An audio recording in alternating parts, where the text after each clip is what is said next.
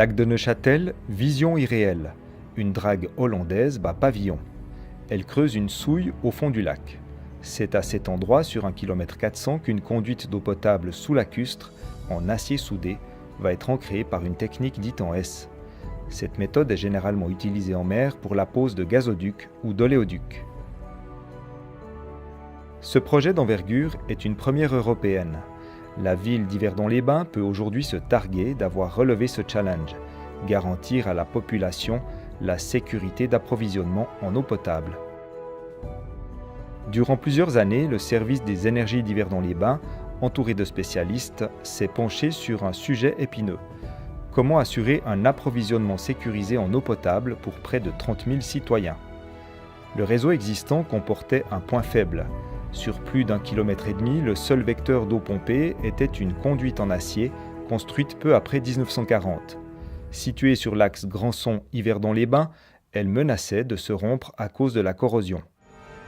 Après avoir obtenu l'aval des autorités, les travaux pour la pose du tracé sous lacustre peuvent commencer. Une dizaine d'entreprises spécialisées sont prêtes à débuter les chantiers.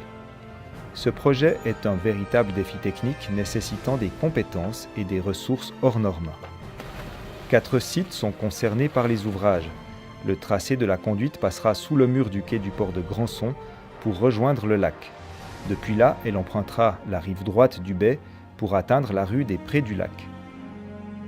Le bord de la Thièle, quant à lui, est réservé aux travaux de soudure.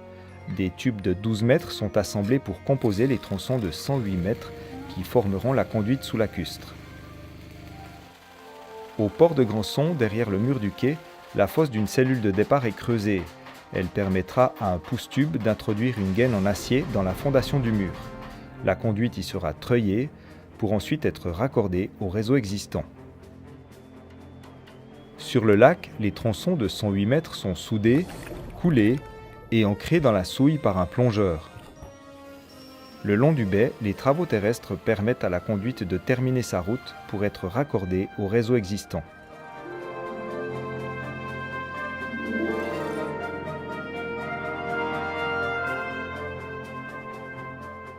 Six mois dans des conditions hivernales difficiles ont été nécessaires à la réalisation parfaite du projet.